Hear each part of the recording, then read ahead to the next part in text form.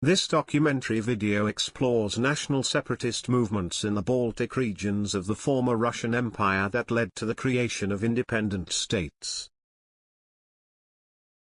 Baltic ethnic regions of the former Russian Empire with separatist aspirations and intent to secede from Russia took advantage of the power vacuum following the Bolshevik coup and the opportunities offered by the German occupation.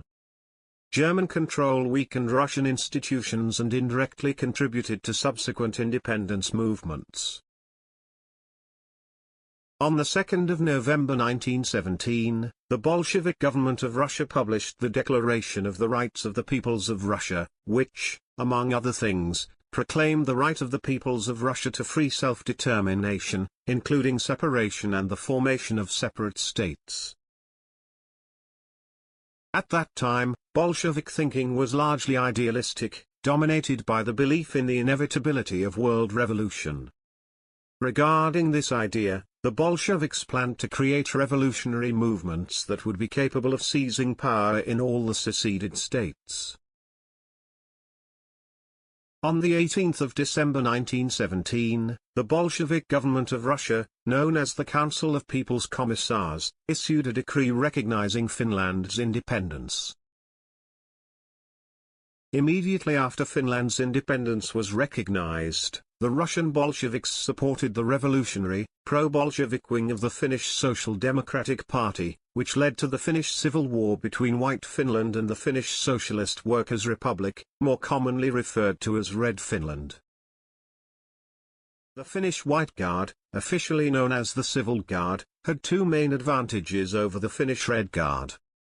The first was the professional military leadership headed by Commander-in-Chief General Gustav Mannerheim and his staff, which included 84 Swedish volunteer officers and former Finnish officers of the Tsarist army. The second was that most of the soldiers in the Royal Prussian 27th Jaeger Battalion of the German military were Finnish volunteers, who arrived in Finland at the end of February 1918. The German Empire's intervention in the Finnish Civil War in support of the White Guard also significantly contributed to the defeat of the Finnish Socialist Workers' Republic. On the 3rd of April 1918, the 10,000-strong Baltic Division, commanded by General Rudiger von der Goltz, landed at Hanko and, along with the attached detachment Brandenstein, seized Helsinki.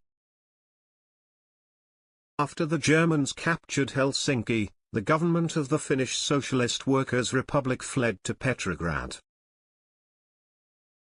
The Finnish Civil War ended on the 15th of May 1918, following the complete collapse of the Finnish Red Guard, symbolized by the White Army's capture of Fortino, the Russian coastal artillery fortification on the Karelian Isthmus.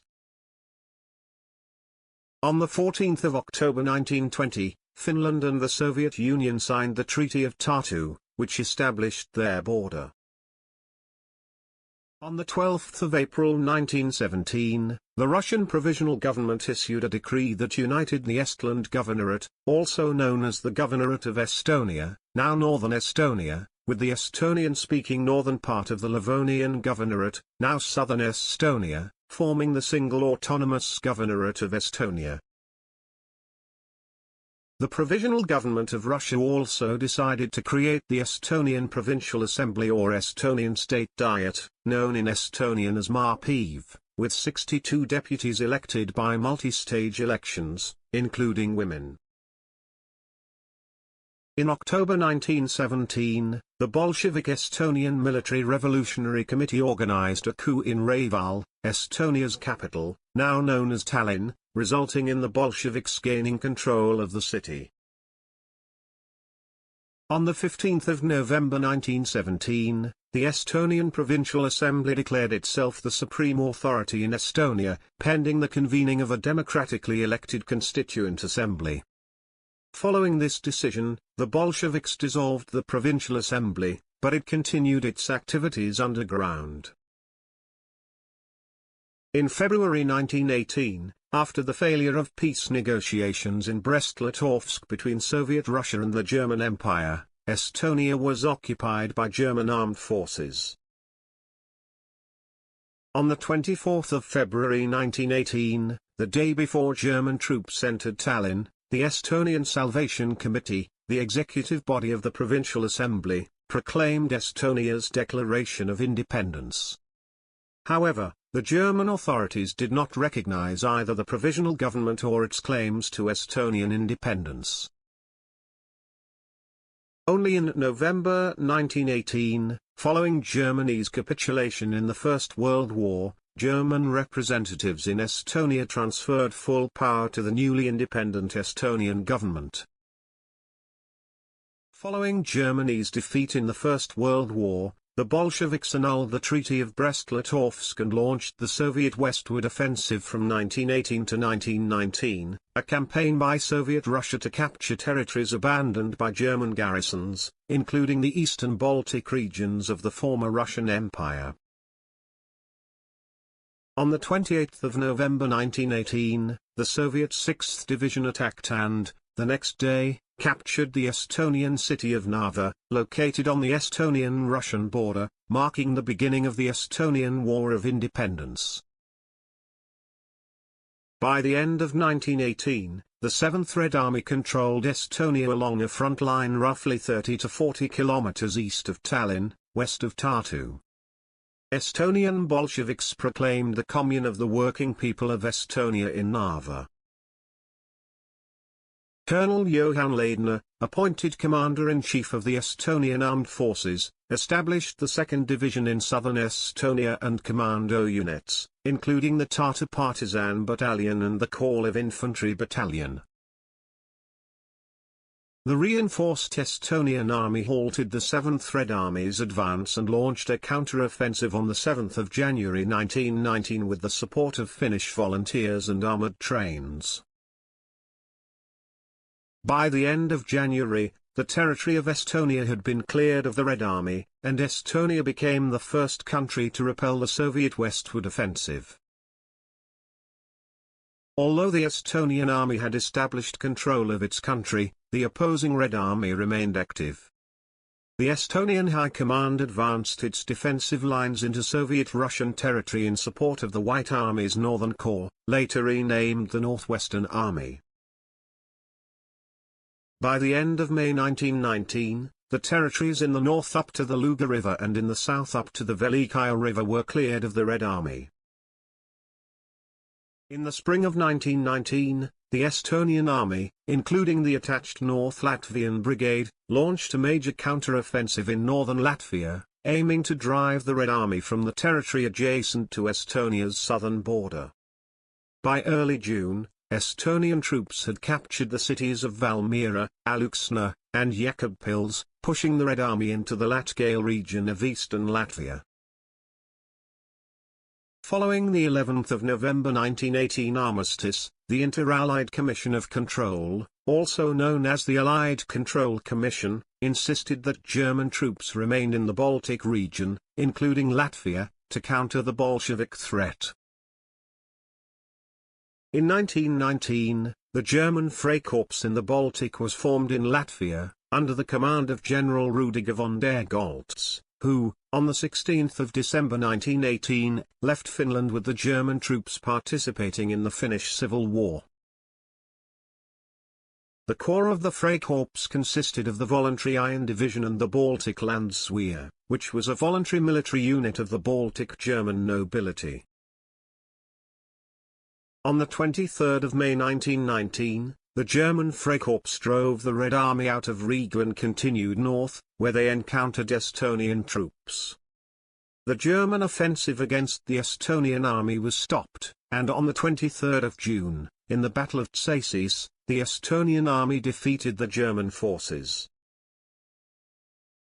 Estonian troops, pursuing the retreating Freikorps, continued their advance on Riga, and on the 3rd of July, when they were in the Riga suburbs, an armistice was concluded at the request of the Entente, under which German troops were ordered to leave Latvia. In the autumn of 1919, the White Russian Northwestern Army, commanded by General Yudnik and supported by the Estonian Army, launched an offensive against Petrograd, also known as the Battle of Petrograd. The Northwestern Army reached the suburbs of Petrograd, but after 10 days of fierce fighting, the Red Army pushed the Northwestern Army back to the Narva River. The Estonian High Command disarmed and interned the remnants of the Northwestern Army, which had retreated into Estonian territory. Negotiations between the Estonian and Soviet governments began in early December, and on the 3rd of January 1920, the ceasefire came into effect. On the 2nd of February 1920, the Republic of Estonia and Soviet Russia signed the Tartu Peace Treaty, under which Soviet Russia recognized the independence of the newly formed state of Estonia. The Estonian War of Independence received extensive international support, including supplies of weapons and ammunition from Great Britain and Finland, as well as the arrival of military volunteers. The Royal Navy Squadron provided artillery support for Estonian forces on the coast and also defended Estonia's flank from the Soviet Baltic Fleet. The United Kingdom remained Estonia's primary supplier of weapons, ammunition, and equipment throughout the war. On the 2nd of January 1918, Finnish volunteer units numbering about 2,000 soldiers arrived in Estonia. In January 1919, the Finnish volunteer brigade Pohjan Pojat, Sons of the North, consisting of about 3,500 volunteers, arrived in Estonia. In May 1919, Kompanii Borgelin, consisting of about 200 military volunteers from the Danish Baltic Auxiliary Corps, arrived in Estonia from Denmark. By the autumn of 1915, the German Empire's army occupied the Courland Governorate of the Russian Empire, and on the 3rd of September 1917, the German army captured Riga. On the 16th of November 1917, after the Bolshevik coup, the Latvian Provisional National Council was created, which, on the 30th of November, proclaimed an autonomous Latvian province within ethnographic borders. On the 18th of November 1918, the People's Council of Latvia declared the independence of the Republic of Latvia and created the Provisional Government of Latvia, led by Kārlis Ulmanis. The Armistice of Compiègne of November 1918 stipulated that troops of the former German Empire would remain in the Baltic provinces of the former Russian Empire to fight the Bolshevik offensive. Soviet Russia launched an offensive into Latvia on 1 December 1918 as part of its Soviet westward offensive to recapture the Western Baltic territories. This Bolshevik aggression triggered the Latvian War of Independence, also known as Latvia's freedom battles or the Latvian War of Liberation. By the end of January 1919, the Latvian Provisional Government, the German Freikorps in the Baltic, the core of which was the Iron Division and the Baltic Landswehr, had retreated to Libau, modern Liepāja, under the Red Army's onslaught. However, the Freikorps, together with the Latvian army, were able to stop the Red Army's advance on the Venta River.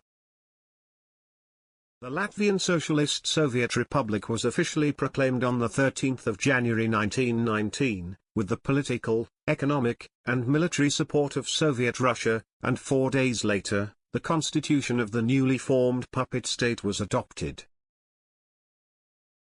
On 16 April, the German Baltic nobility, together with soldiers of the German Freikorps, staged the coup d'état in Libau and established the pro-German puppet government led by Andrei Nedra. The Provisional National Government of Latvia sought refuge aboard the steamship Saratov under British protection in Libau harbour. As a result of the German Freikorps and the Estonian army's offensive with the North Latvian Brigade, by mid-June 1919, Soviet control was limited to Latgale, the eastern region of Latvia. During this period, the German Freikorps command sought to establish German domination in the Baltic by destroying the Estonian and Latvian military and national units, ignoring the Bolshevik threat. In June, the Freikorps moved north against the Estonian army, where, in the Battle of Tsasis in the second half of June 1919, the German forces were defeated and retreated to Riga. According to the terms of the armistice signed in June, which the Entente forcefully enforced, the legitimate Ulmanis government was to be restored, and the Iron Division was to leave Latvia. The Ulmanis government returned to Riga on 8 July 1919, and the Baltic Latvia became part of the Latvian National Army. However, only a small part of the Iron Division left Latvia. Most of the Iron Division's soldiers joined the pro-German West Russian Volunteer Army, also known as the Bermontians, the White Russian military formation under the command of Pavel Bermondt-Avilov. While formally fighting the Bolsheviks, the Bermontians sought to strengthen German control over the territory of independent Latvia and Lithuania. On 8 October 1919, the West Russian Volunteer Army began an offensive from Maitau, modern Jelgava, on Riga, aiming to eliminate the Latvian national government. Supported by British naval artillery and an Estonian armoured train, a Latvian counter-offensive followed in November, forcing Bermondt's army to retreat. By the beginning of December 1919, the West Russian Volunteer Army had been driven out of Latvia. In January 1920, the combined forces of Latvia and Poland launched an offensive against the Red Army in Latgale and captured Tvinsk, modern Daugavpils, during Operation Winter, also known as the Battle of Dynberg. Latgale was liberated from the Red Army, and military operations continued on the territory of Soviet Russia. The Soviet Latvian government fled to Soviet Russia, where on 13 January it announced its dissolution. On the 11th of August 1920, the Latvian-Soviet Peace Treaty, also known as the Treaty of Riga, was signed, in which the Soviet Russia recognized Latvia's independence. The British Baltic campaign, codenamed Operation Red Trek by the Royal Navy, played a crucial role in establishing the independent states of Estonia and Latvia. Launched on 28 November 1918, the operation aimed to curb Bolshevism in the Eastern Baltic, support the newly independent Estonia and Latvia, safeguard British interests, and promote freedom of navigation. The Royal Navy's 6th Light Cruiser Squadron, which included modern C-class cruisers and V&W-class destroyers, commanded by Rear Admiral Edwin Alexander Sinclair, was tasked with the campaign. In December 1918, Admiral Alexander Sinclair was transporting weapons and supplies to the seaports of Estonia and Latvia. In January 1919, the 6th Light Cruiser Squadron of the Royal Navy was replaced by the 1st Light Cruiser Squadron, under the command of Commodore Walter Cowan. British ships prevented Bolshevik naval movements, engaged Bolshevik forces on land in support of Estonian and Latvian troops, and supplied them with essentials. Following the signing of the Treaty of Tartu in February 1920, which recognized Estonia's independence, the Royal Navy left the Baltic Sea. By 1915, the German army had occupied all of Lithuania, which was called the Lithuania District and was an administrative subdivision of the area of the Commander-in-Chief in the East, also known by its German abbreviation, Oberost. The Vilnius Conference, held in September 1917, adopted a resolution establishing an independent Lithuania and elected the Council of Lithuania, which served as the executive authority of the Lithuanian people, entrusting it with the task of creating an independent Lithuanian state. On 16 February 1918, the council members signed the Act of Independence of Lithuania and proclaimed Lithuania an independent state based on democratic principles. To avoid incorporation into the German Empire, in July 1918, the Lithuanians elected Wilhelm Karl, Duke of Urach, as King Mindaugas II, the titular monarch of the Kingdom of Lithuania. However, he never ascended the throne because the Council of Lithuania annulled the election. 2 days later, after the signing of the Armistice of Compiègne in November 1918, the Soviet Russian government renounced the Treaty of Brest-Litovsk, which guaranteed Lithuania's independence, and the Red Army launched a westward offensive. In December 1918, Soviet Bolsheviks initiated the creation of the Lithuanian Soviet Socialist Republic, which, in February 1919, was united with the Socialist Soviet Republic of Belarus, forming the Socialist Soviet Republic of Lithuania and Belorussia, or simply Litbel. In July 1920, Litbel was transformed into the Belo-Russian Soviet Socialist Republic. By the end of December, the Red Army reached the Lithuanian border and began the Lithuanian-Soviet War, also known as the Lithuanian Bolshevik War, which was part of the Lithuanian Wars of Independence, also known as the Freedom Struggles. The first army laws were adopted in Lithuania only on the 23rd of November 1918. The formation and organization of the Lithuanian army progressed slowly due to a lack of funding, weapons, ammunition, and experienced military leaders. Since the Lithuanian army was in its early stages of formation, Soviet troops advanced virtually unopposed and, by mid-January 1919, controlled about two-thirds of Lithuanian territory. The Lithuanian government withdrew to Kaunas, which was declared the temporary capital of Lithuania. The potential for Bolshevik advance into East Prussia alarmed Germany, and it sent the German volunteer brigade Schillen to establish control of the strategic route from Latvia to East Prussia, through Lithuania. By March 1919, German troops, together with Lithuanian partisans, had driven the Red Army into northern Lithuania, beyond the Musa River. In March, during the Polish-Soviet War, the Polish army launched an offensive in Lithuania against the Red Army. This Polish offensive significantly shortened the Lithuanian-Soviet front line and allowed the Lithuanian army to concentrate its forces for operations in northeastern Lithuania. In mid-May, the Lithuanian army under the command of General Silvestris Žukauskas launched an offensive against Soviet forces in northeastern Lithuania.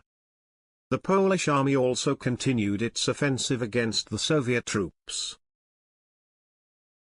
As a result of successful separate campaigns of the Lithuanian and Polish armies, by the end of August 1919, Soviet troops were driven out of Lithuanian territory. By September 1919, the West Russian Volunteer Army, or the Bermontians, expelled from Latvia, had captured significant territory in northwest Lithuania, which triggered the Lithuanian-Bermontian War. However, on 21 and the 22nd of November 1919, the Bermontians were defeated by the Lithuanian army in the Battle of Radviliškis, and by the end of 1919, they were expelled from Lithuanian territory.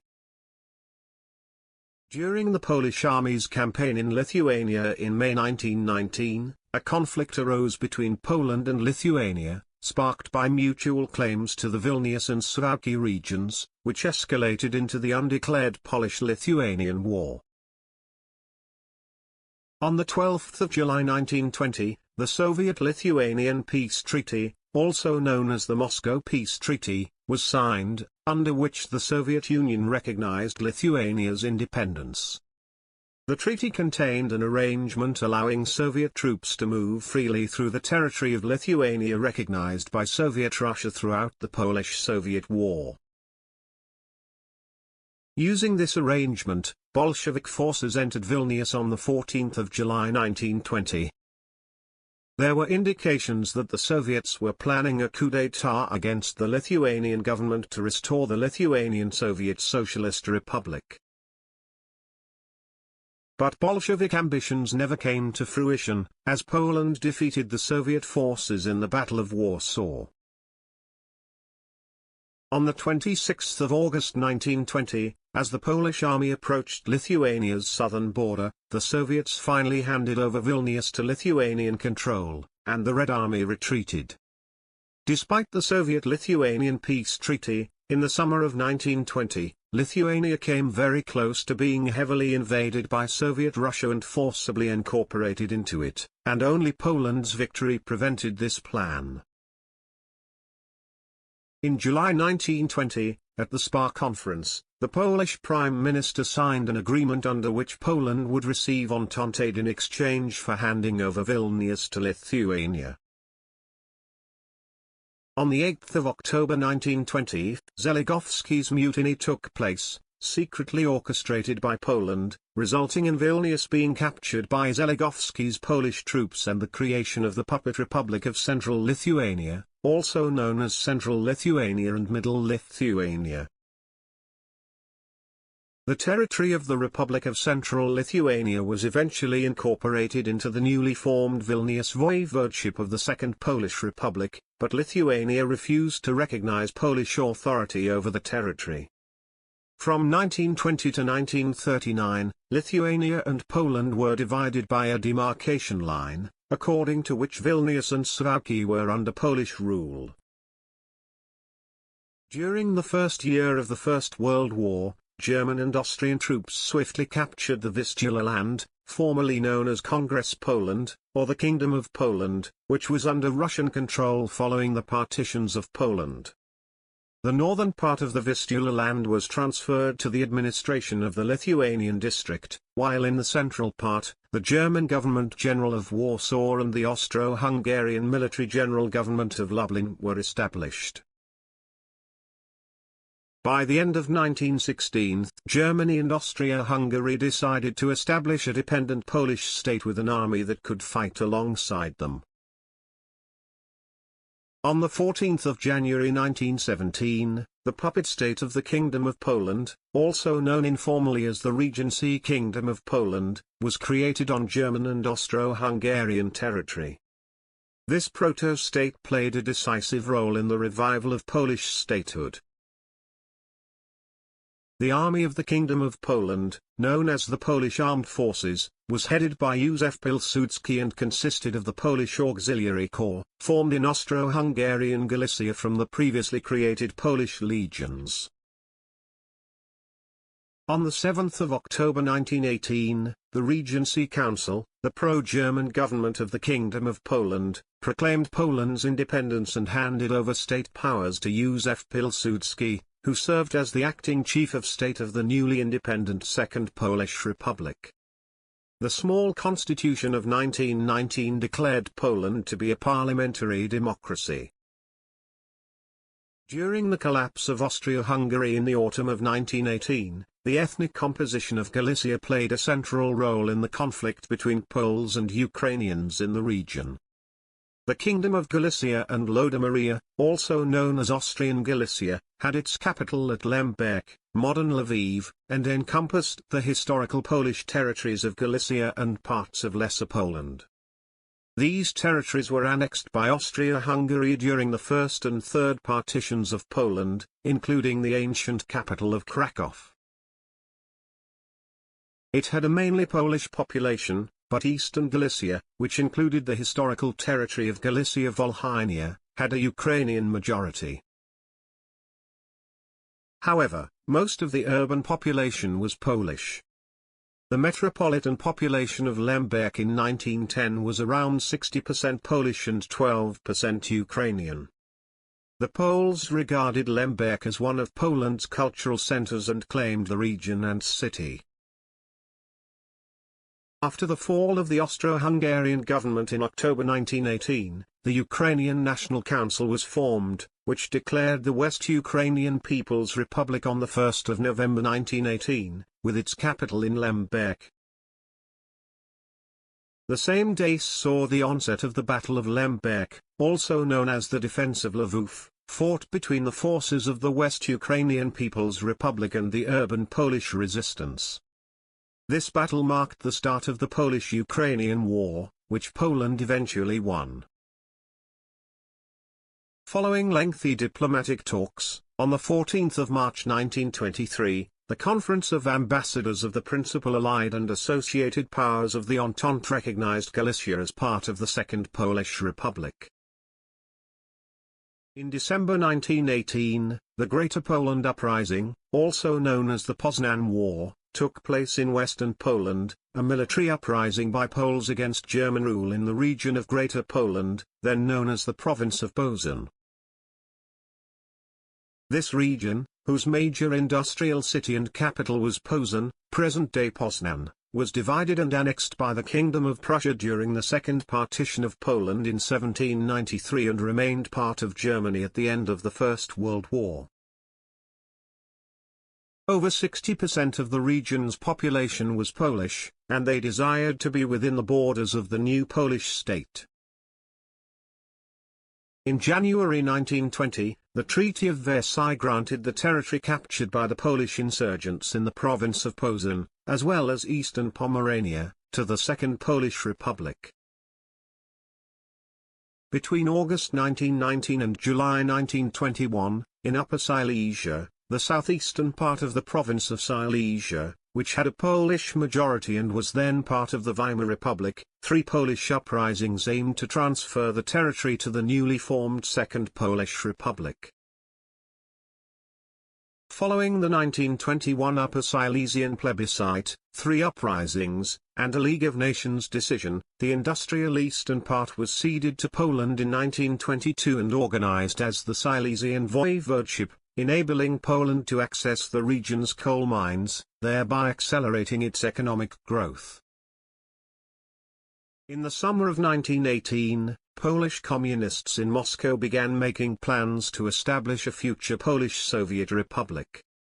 These efforts, part of a broader Bolshevik strategy, sought to promote socialist revolution and prepare for a communist government in Poland. On the 11th of December 1918, during the Soviet westward offensive, Minsk, which was a large Polish settlement and was considered by the Polish government as part of Poland, was captured by the Western Red Army, which was the trigger for the Polish-Soviet War. At the end of December 1918, in Minsk, the Bolsheviks proclaimed the puppet Socialist Soviet Republic of Byelorussia. On the 5th of January 1919, after 3 days of fierce fighting with the Red Army, the self-defense of Lithuania and Belarus units retreated from Vilnius, which led to the creation of the Socialist Soviet Republic of Lithuania and Belarus, or simply Litbel. During the Polish offensive, which began in mid-April, Polish troops under Pilsudski's command took Lida, Nowohródek, Baraniowice, and on the 19th of April, captured Vilnius. Between 30 April and the 7th of May, Red Army units attacking Polish forces were defeated by Polish troops under the command of Edward Rydz-Smigli. Unable to accomplish their objectives and facing intensifying fighting with White forces elsewhere, the Red Army retreated from its positions. On the 8th of August, during the military Operation Minsk, Polish troops captured Minsk, enabling the Polish army to advance into Red Army-controlled territory. By mid-September, Polish troops had secured control of the region along the Daugava River. The front line then extended south, passing through Polesio and Volyn, reaching the Romanian kingdom border. In early summer 1919, the White Volunteer Army under Anton Denikin advanced on Moscow. Denikin twice turned to Pilsudski for help, in the summer and autumn of 1919. However, Pilsudski refused to support the White Army because he considered the Bolsheviks less dangerous to Poland than the Whites, who, in his view, represented the old Russian imperial policy, hostile to a strong, independent Poland, which was Pilsudski's main goal.